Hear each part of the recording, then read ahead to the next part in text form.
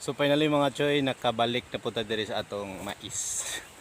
Kaangat tapos bukid mga choy. Nara. Hapit na ta makakaog anagon. Naro. Muna siya ay katuan mong gi-sprayhan. Para mga choy. Oh. So nakatangkil ko mga choy. So thankful na God tayo mga choy. Ay nagod siya ay puso.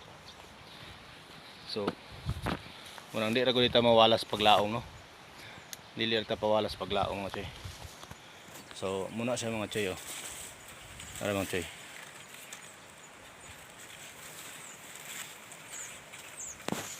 So hapit na may makakawag anagon mga choy. Timpo na lay pabuto ani mga choy. Sulod ta diri tunga. Para